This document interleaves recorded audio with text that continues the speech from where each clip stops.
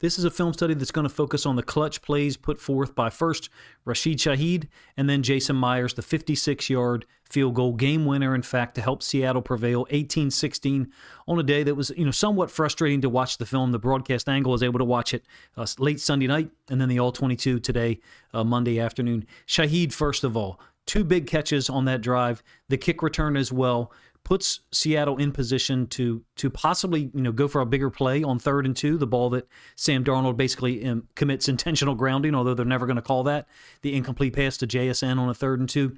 The Colts play, you got to give them credit.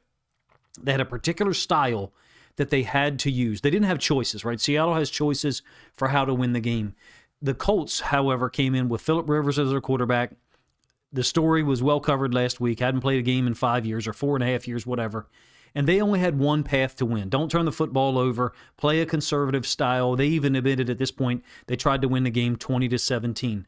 Unfortunately for them, Seattle beat them at their own game. And Shaheed was a huge factor with these 2 catches on the final drive. And then, of course, Myers, not only did he kick the game winner 56-yarders, but he was 6 for 6 on field goal attempts, including a 52-yarder as the second quarter clock expired. First, we'll talk about the kick return by Shaheed. A minimal return, I guess, compared to the big play that he had last week. I'll kind of reference that 100-yard kickoff return to open the third quarter against the Falcons from last week. But, of course, to set the stage, the Colts have obviously gone up 16-15. No one else really got anything done here on this last drive. The Colts were certainly trying to take away JSN. I'll give you a little bit of evidence of that on at least 2 plays that we'll show you here. So if you haven't checked out my video about Rashid Shaheed last week, it may be a good idea to go do that now. The difference in the kick return scheme. I will admit, I even said it last week, I'm not a huge fan of this kick return anyway in the NFL, but I'll try to break down the scheme a little bit. Basically here, the Colts have kicked it to the wrong side for Seattle. And what I mean is that you can see that there's 5 defenders numbered from inside out for the Colts on our left-hand side, but the right-hand side from an Indianapolis perspective, and then 5 to the left. Having said that, there's only 4 to that side for Seattle, along with the second returner. So when I say they've kicked it to the wrong side, that's what I mean. Last week, Seattle was able to trap the number 1 away from where Shaheed caught the football. And again, that's why I reference or suggest that maybe you go back and watch that video, at least the beginning of it, because it breaks down the scheme. They're able to trap number 1 on the far side, double number 1 to the near side. Why? Because last week Atlanta kicked it to the side where you had a 5th potential blocker. It was an up back. You do not have that here, so the numbers don't exist. And besides, that's not the scheme that Seattle's running anyway. This could have been a call, to be honest with you, whereby if it's kicked to the, quote, right side where you have 5 potential blockers, then they could have run a similar scheme.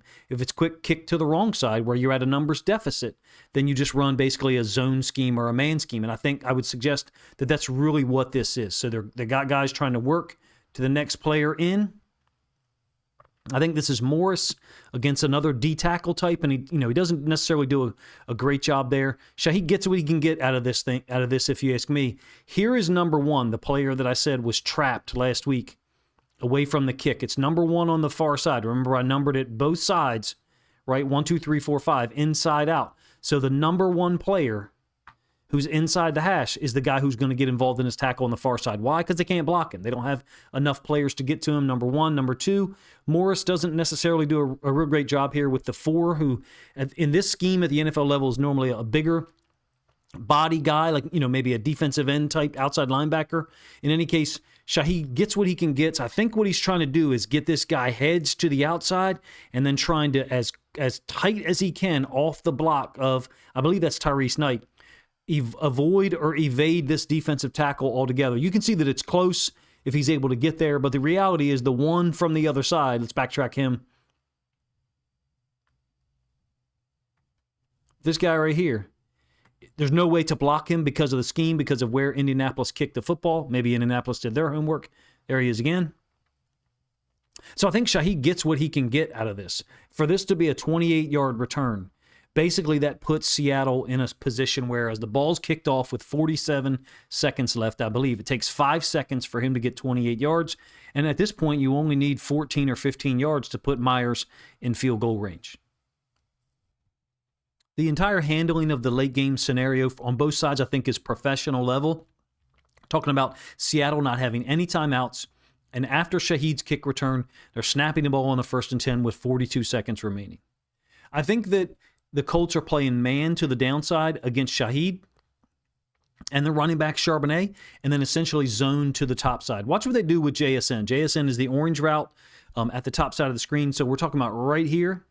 They're going to jam him from inside out, and they're jamming him with an OLB, with an outside linebacker, edge defender, whatever you want to call him. So, again, you've got evidence that teams are trying to take away JSN as best they possibly can. Having the luxury of an experienced and explosive athlete like Rashid Shaheed, just gives Sam Darnold another option, especially here when there's no pass rush at all. Why? That outside linebacker who chipped or mugged up JSN briefly, he's really delayed in getting out into his pass rush because of that reason, and also because Barner stepped to him as well. So it's a great job of the Colts, if you ask me, trying to take away Seattle's biggest weapon, JSN. And then you can see they've got an inside linebacker dropping under. I would say that this is all zone droppers here. This is a too-high safety structure to both sides. But these three players are zoning. This could be man-on-one up to the top side and with Cooper Kupp. There's obviously some type of hold going down at the bottom side of the screen. Shaheed, very strong, professional level, high-level professional, is able to play through it and snap his route down right at the positive 45, make the catch. You're really, almost in field goal range at this point. No timeouts left. Credit to the Colts for forcing Seattle to call the third one. And what I mean is when Phillip Rivers apparently audibled to a run play on a 3rd and 7, that was with 1 minute or maybe 1 minute and 1 second remaining. That forced Seattle to call their third timeout, because leading to the go-ahead field goal that put them up 16-15 is what I'm referring to. Smart strategy by the Colts. Smart by Mike McDonald, in my opinion, to hold on to that third timeout for that third down situation, because if the clock is running, then and you don't have a timeout remaining, then you're at a severe deficit with time remaining. It would be even worse than what we've got here. In any case, with JSN kind of taken out of this route, or at least delayed in his release by the outside linebacker, it's go time. Somebody else has got to make a play. Somebody else has got to be involved. To me, Cooper Kupp, great receiver, a former MVP, Super Bowl MVP, in fact, I believe. And at this point in time, however, Shaheed is like enough of a mixture of Cooper Kupp, smart veteran, very savvy and intelligent, but also the explosiveness to get downfield. He's fighting through contact here with the outside corner. JSN got jammed up, so he's a little bit later getting over the top of this inside linebacker. I think that is Zaire Alexander. And as such, there's no pressure because it's a 3-man rush initially. We're talking about right here. Seattle's done a great job on this play and the ensuing one that I'll show you from a pass pro standpoint. Shaheed, clean win. I think he's being held on the route, somewhere in this area here near the top of the numbers. Darnold works from right to left. JSN coming back to Shaheed. I think that was obviously his first two and probably only two options on most of these plays in the final sequence. As professional and high level as I think the administration of the late game scenario was, from a Colts perspective, I'm not a huge fan of this one. I don't think this is who they are. I don't think this is what they're good at, but Lou Anarumo is a great teacher. I talked about it briefly last week in momentarily previewing the Colts matchup. He's a defensive coordinator that I have a ton of respect for from his time spent with the Bengals in the AFC North. This is a great job of blitz pickup by the Seahawks offensive line, and then their tight end running back combo. I think it's Barner and Charbonnet. So Charbonnet just literally sticks his helmet in the chest or the chin of this blitzer, number one, and number two, Barner is up top handling his guy as well. There's a free rusher. There's going to be, if they bring 7 or 6, even in this case, and they drop 2 guys out. It's a mug look, stick split zero, whatever people want to call it. Great job, in my opinion, of Darnold getting the football out here. And also Shaheed recognizing what was happening to the inside, talking about he's looking in here, seeing all the traffic, the mug, I call it a mug look, 6 split zero sometimes, whatever you want to refer to it as. Shaheed understands the assignment. He understands we just got to get in field goal range here. I don't think this is who the Colts are. And what I mean is this guy's playing with so much depth and cushion because he knows he can't cover Shaheed deep. And so as a result, this is a great play from a Seattle standpoint. It's there for them consistently if they wanted to, if Indianapolis showed that look. I do want to give you the pass pro and kind of some appreciation of it. Again, this is after a spike occurred between the first catch by Shaheed for 17 yards and this one, which goes for 8. Seattle, again, with no timeouts, had to hurry up to the line and spike it. I think we got 29 seconds left here. I don't think this is their jam. I don't think this is what the Colts major in, but Anarumo has shown it before, even with a Bengals team that I didn't think was great at it, but they react and they're very well trained. From a personnel standpoint, however, they couldn't get away with doing this repeatedly, if you ask me, without getting beat by guys like Shaheed or JSN. So how does Seattle handle it? First of all, tight end is going to step to this overload of 2 or 3 defenders here. You would have to assume at least one of which is going to be blitzing. Running back working across Darnold's face. He'll step up to the inside. You can see Charbonnet taking his face mask, his helmet, putting it right in the chin of that blitzer, stops him cold, stands him up. And then the way the offensive line is handling this, they're working in the opposite direction. So Cross is working to the edge defender. I think it's Latu.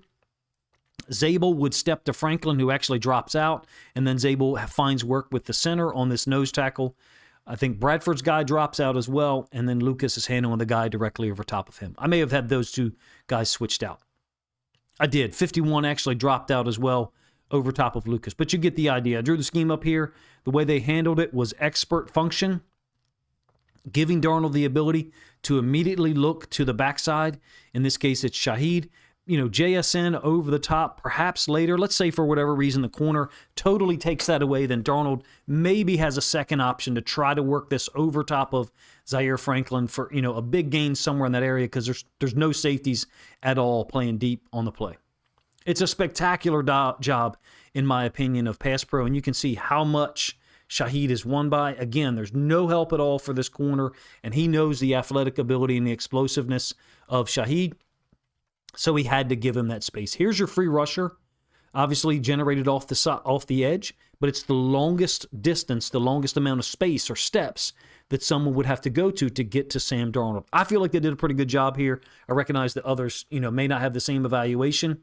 I didn't get a chance to watch the game live. Like I said, watched it on broadcast Sunday night and late Sunday night, and these 2 plays, I thought, from a Seahawks perspective, high-level end-of-game procedure with their defense, calling the timeouts, having confidence that you would get that stop and force them into a field goal, and then no panic at all in Sam Darnold or Rashid Shaheed in generating these 2 plays, these 2 big gains off the left side, combining for 25 yards.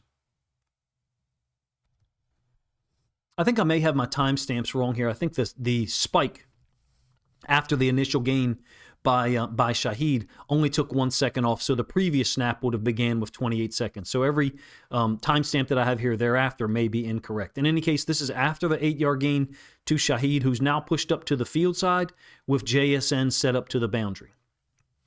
It's a 3rd and 2, no timeouts left. So, of course, Seattle is trying to get the first down such that they don't have to hustle the field goal team on the field in order to kick a field goal while the clock is running. Zaire Franklin, one more time, is going to drop out, and he's dropping out to the side where Kupp and JSN are located. That makes sense, right? Time is a factor here, so Darnold probably not going to be able to get to, second or third read. So here's JSN, kind of like on a slant. I don't know that angle or that line is actually accurate to the route that he drew. Up to the top side, one more time, you got Shaheed on a slant, no safety at all. If it were a different game situation, you're probably not getting this coverage from the Colts, right? They're trying to force the ball out of Darnold's hand quick and or possibly generate a negative yardage play that takes them out of field goal range. They're already there. Smart job by Darnold. Just to spike it, basically, down the field. The refs are never going to call that and put you in a situation for Myers to have to convert his 6th field goal on the day. This is a really cool setup. I don't know about you, but when this thing goes down live and I see the ball come off his foot, I thought, oh, that's going left. And then it dramatically fades to the right. I'm going to make a golf analogy, which I'm not great at, but it's based on the way that the Colts set up. So you can see they've got 6 players to the right-hand side. I'm not really sure that Morris 94 is doing a great job. I wonder if there'll be some reassessment this week about, what he's doing from a technique standpoint, number one, or number two, who is out there. But in any case, it almost seems like Myers kicks this around these guys, like a power fade or a slice, because they are trying to block it from the field, right? That's where the middle of the goalpost is located. So think of the way that Seattle has blocked a couple of kicks this year. In fact, Manwari had one last week against the Falcons. First, everyone, all three guys to the right and to the left, they're stepping down with their inside foot. That's what's illustrated by these lines, right? Their inside foot, is going to interlock with the player lined up to their inside.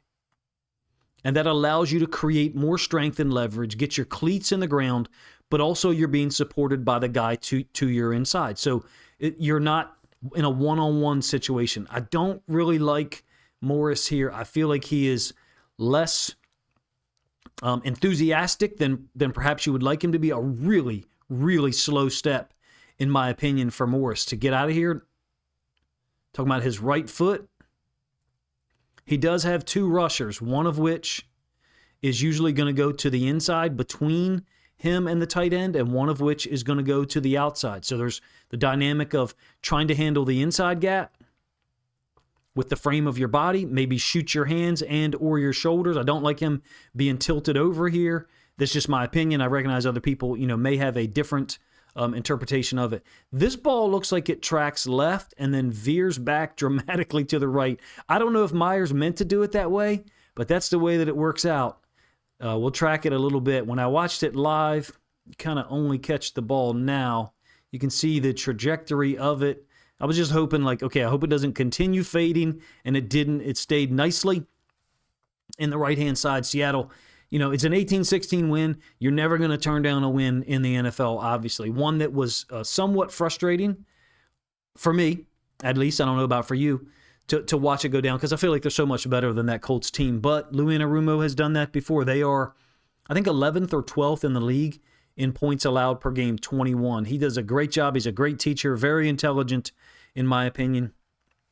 Look, the reality is Seattle's defense, they only allowed Rivers was compromised, right? So they played a lot of too high stuff. Fine, you can criticize it if you want. I would prefer for them to come downhill, make him throw the ball deep. He had 27 passes for 118 yards, very ineffective. He got nothing done down the field at all. And then when he finally had to, after this game-winning or go-ahead field goal by Myers, he throws the interception to Bryant. The offense was the issue for Seattle. They got nothing done. As I said, Lou Anarumo is the real deal. He held the run game to 50 yards for Seattle on 22 carries. That, to me, is what puts you in this situation. Fortunately, you didn't turn the football over. You really beat the Colts at their preferred strategy. Well, I shouldn't say their preferred strategy. It's the only one that they had. The only path to winning possible was don't turn the football over, don't get into a high-scoring situation, because Phillip Rivers, you could tell by seeing him try to throw the football downfield. He's limited at this point. He even was more so before he retired. I get it. It's not a great win, but it's an opportunity, I think, to prove how important Rashid Shaheed is. I think he'll continue to get these opportunities. You can call them one-on-ones if you want. That's because JSN's so great.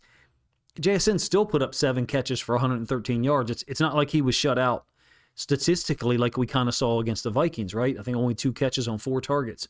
Shaheed in the last 2 weeks, along with the 100-yard kick return for a touchdown to open the third quarter against Atlanta, he's got 9 catches for 141 yards, and that's on 12 targets.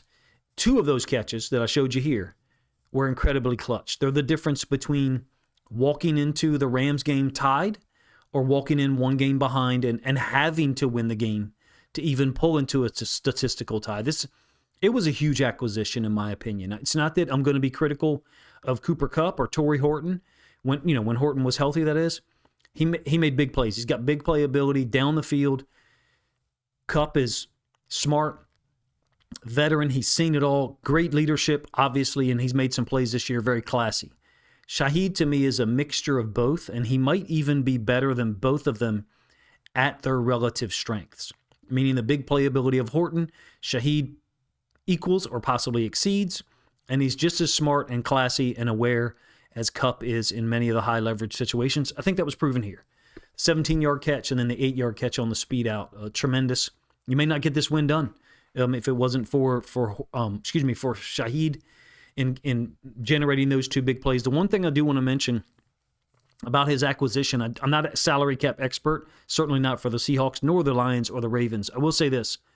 From what I looked up about 2 weeks ago, talking about $17 million in cap space left over for 2025, could carry over to 2026. And if memory serves, like 74, maybe even upwards of 80 million right now for 2026 from a cap space standpoint, I would look to bring this guy back. I don't know what the price tag's going to be, but too many more situations like last week down in Atlanta and then this one, the come from behind win against the Colts, and the price tag could be too high.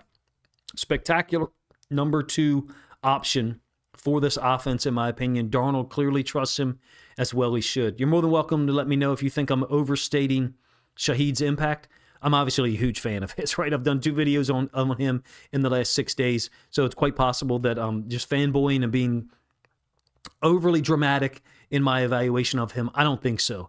When it's go time in the final minute of the game against the Colts, Shaheed got it done with 2 big plays, and that to me is impressive, number 1. Number 2 is indicative of a player that can continue to do so as the regular season culminates. And then we get into the playoffs and hopefully a Super Bowl situation for you guys. In any case, if you enjoyed the video, please let me know in the comment section, number 1.